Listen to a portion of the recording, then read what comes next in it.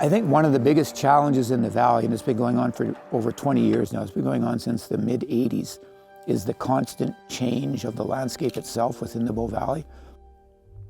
Everybody's having to learn new things every single year, and that includes animals and how they move through the valley. You know, an example of that would be many years ago following a radio-collared grizzly bear into the Bow Valley here, and I remember sitting at a corner waiting for her to pop out and to try to keep her from entering into a development.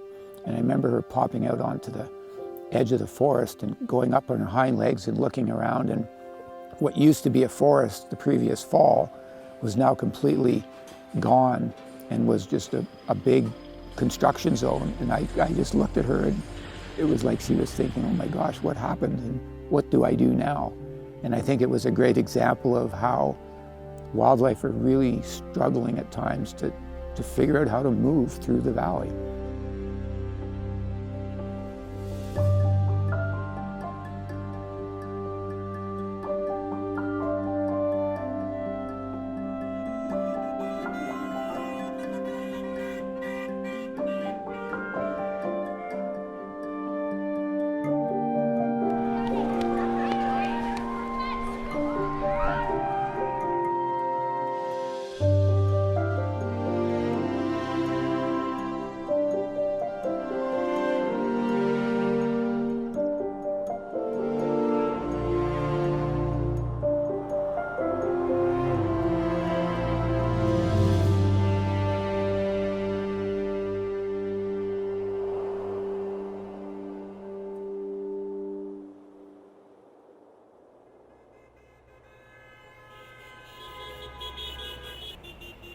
Well, I know it's been described by some bear biologists as being one of the busiest landscapes where grizzly bears and people continue to coexist. And I'm not aware of any community in North America that's been able to achieve what we've been able to achieve here in the Bow Valley. So the whole story of bears and garbage in the Bow Valley started back in the 70s. In the national parks and in Canmore, there was open pit garbage dumps, and bears routinely wandered through town seeking out garbage that people left at curbside. In 1980, I was warden in Banff Park, and we handled 75 bears that summer. That year, they also had a mauling. A single large male grizzly bear mauled 4 people, one of whom eventually died. We called it 747 because it was the largest bear that we had on record in Banff Park.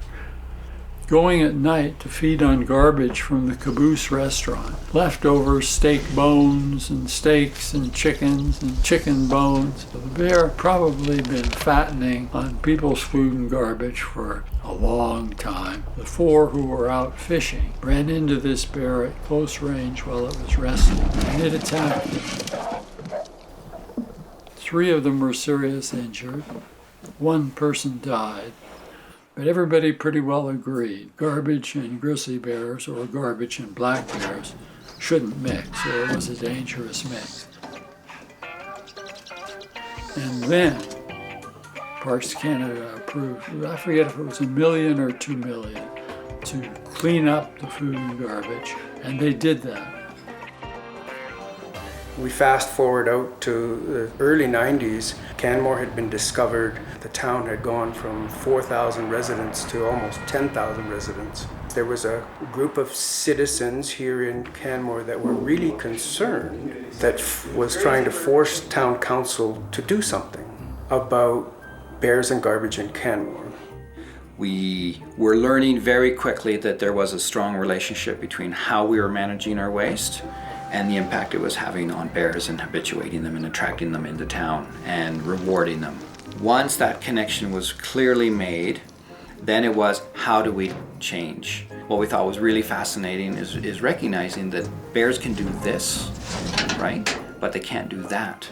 And so that's why the hinge is facing down, because that's something we can do, and the bears have much difficulty doing that. It has not gone through any changes in the last 20 years. And so it really shows the design, the interest, the collaboration really worked.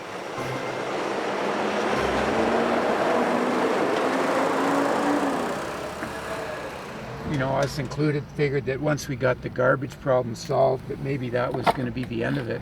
And then we had bird feeders, and then we got a bird feeder bylaw put in, and that negated the bird feeder issue. But bears are always searching for food, and when one thing becomes unavailable, they move to something else.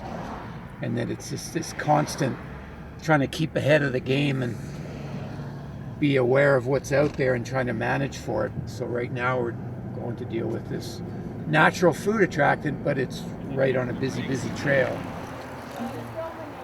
There's certain areas where we're just not going to encourage wildlife to be. In those areas, they're residential areas, and part of doing that means removing the food source that is available within the town footprint. Bears can travel along the trail, but we're going to remove the food source because of the high levels of human use and the type of activity, i.e. biking.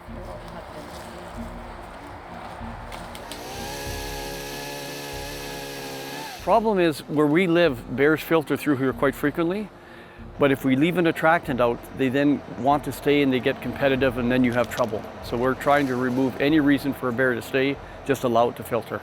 We only planted the trees because we wanted flowers. We didn't really want the apples.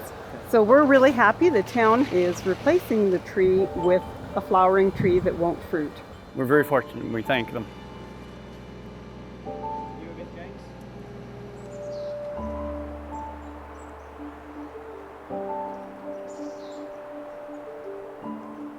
Canmore was a pretty sleepy little resource town, and then the Winter Olympics happened here, and suddenly Canmore became kind of a destination, and development pressure started to grow, and that was the time when this whole issue of wildlife corridors started to get talked about. And it is a fairly simple concept. I mean, wildlife need to move. They need land to access food for mates. They need to interchange genetic information between populations. Wildlife tend to use very similar pathways, and those are what we kind of refer to as corridors. The best wildlife corridors in and around the town of Canmore are already taken up by development. All these discussions, which were just starting in Canmore around wildlife corridors and connectivity, were happening at a time when there are also literally global discussions happening within the field of biology about the importance of connecting isolated populations, so individual national parks and reserves, with regional level corridors. And so if we kind of zoom out from Canmore and look at that, it's, Canmore is actually important in that it's a potential connection between Banff National Park and Kananaskis country. It's also, as you zoom out even more, it lights up as a really important north-south connection in a much broader reserve network that stretches over 3,400 kilometers from Yellowstone National Park all the way up to the Yukon. The Trans-Canada Highway is a major barrier to wildlife movement, and it cuts all along the Bow Valley. 20 years of effort have gone into highway fencing and building wildlife crossing structures that span this highway, and we know they work. The wildlife collision mortalities have decreased by 80%, and there's literally been over 100,000 documented wildlife crossings of these structures. They are a key part of the wildlife corridor network in the Bow Valley. This is like the petri dish of wildlife corridor science because we're so constrained by topography. And that's the really important point. There's only a limited amount of land here. When you have, species like grizzly bears and cougars, cohabiting in areas where there's a lot of human activity is a real challenge.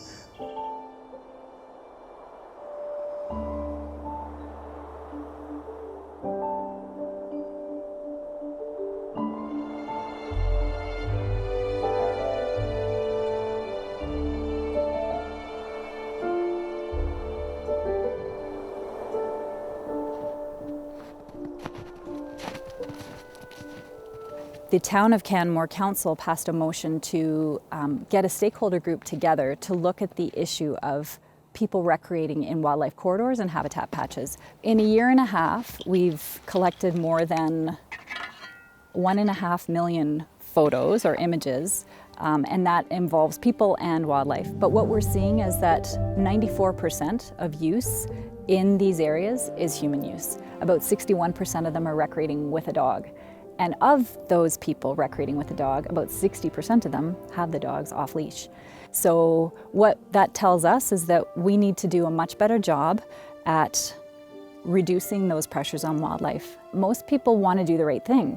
Just like somebody in a city would check the traffic conditions before they go out on the road, or skiers would check the avalanche conditions before they go skiing, we will have resources available to educate people in terms of where they should and shouldn't be recreating based on wildlife sensitivities, so that people can go in and look and see what trails that they might want to avoid that day.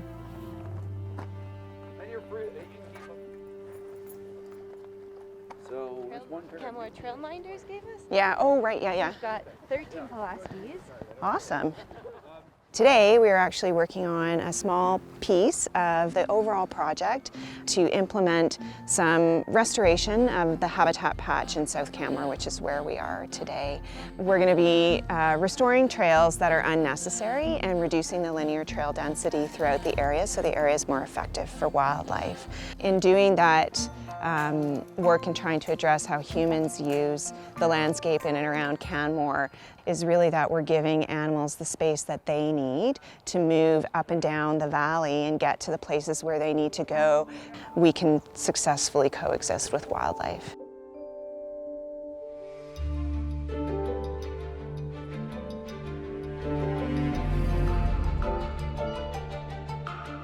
The valley is becoming so busy that there are people now who are choosing to recreate in off hours.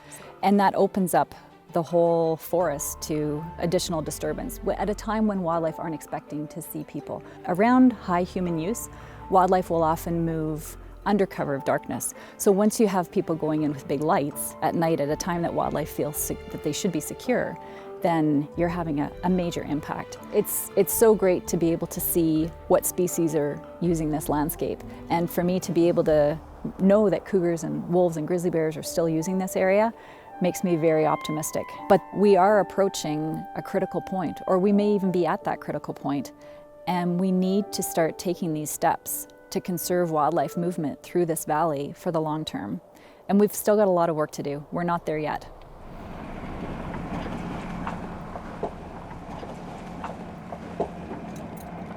Where's 148? Throughout Kananaskis country, we have what we call red zones, and we have maps so people understand what those are, and we try and make the bears understand what those are. So we just do not tolerate bears within those red zones or no-go zones. And right now she's in a good spot, other than there's a lot of recreationalists around her. Our reversive conditioning program works with individual bears, like 148 here, and we try and teach her individually where she can and can't go and monitor her behavior. Yeah, this is obviously her coming through here this morning. We'll see, but it looks like she might have moved a little bit back in front of us. So. Yeah, she's right here, right?